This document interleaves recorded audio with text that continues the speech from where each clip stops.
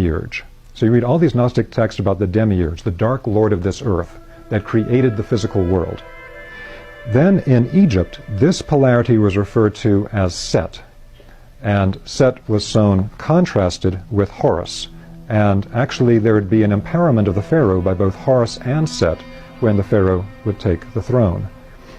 That term Set, when the Hebrew people left Egypt, led by Moses, who had been initiated in the Egyptian temples, that term Set became Ha-Satan, and so Set became Satan.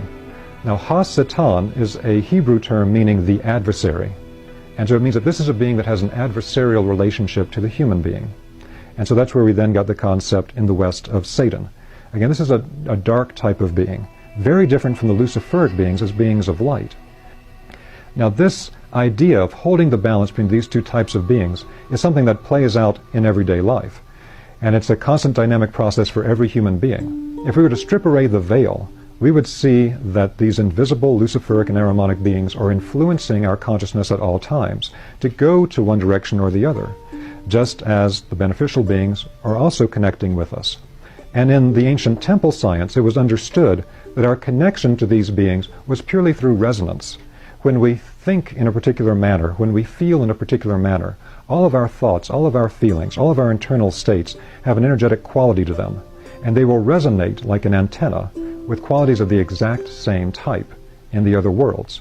So if we have a very negative materialistic thought, that will resonate us with the more Ahrimanic beings.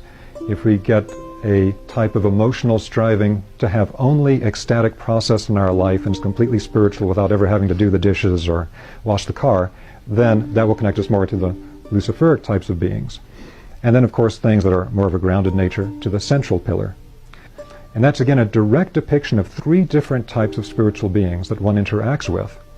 Now the problem that can come with this is that when it's stripped away from the original initiation, very straightforward context, then people can get very worked up about hindering beings and have very sensationalistic reactions to them.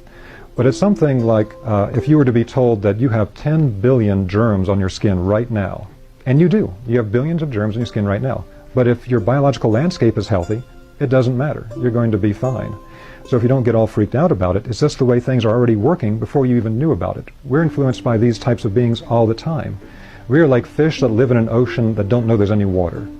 These beings are surrounding us all the time, and our boundaries are actually not solid. They move through us, our consciousness, our feeling life, all the time. So that's one of the first things that would be clarified on the Rosicrucian path, is understanding these different types of influences that we come into contact